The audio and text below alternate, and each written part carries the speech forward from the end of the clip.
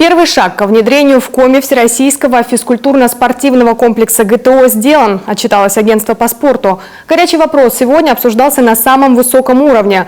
Впрочем, пока чиновники, похоже, больше задаются вопросами, чем находят на них ответы. Елена Кононова готова к труду и обороне.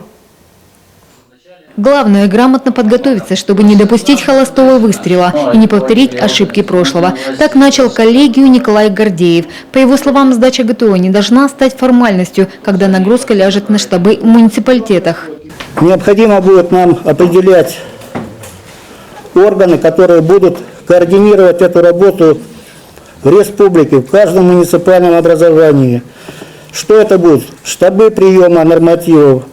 Какая будет укомплектованность этих центров кадрами, формат их работы, условия финансирования, экспертные группы по приему ГТО, постоянно действующие или с переменным составом.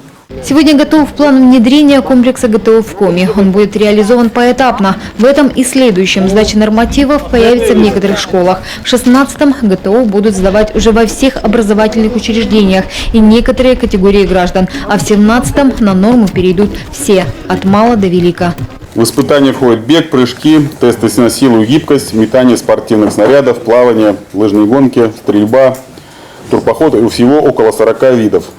При этом обращаю внимание, что все субъекты федерации, и мы тоже брали такие же предложения, когда шло согласование комплекса ГТО, получило право дополнительно включать в комплекс два наиболее интересных для населения теста.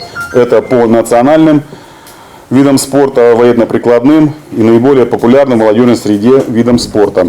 Но сегодня нужно решать, где и кем это будет проводиться, как повысить объективность оценок и самое главное, во сколько республики может обойтись реанимация федеральной инициативы. Елена Кононова, Антон Ворожищев, телеканал Юрган.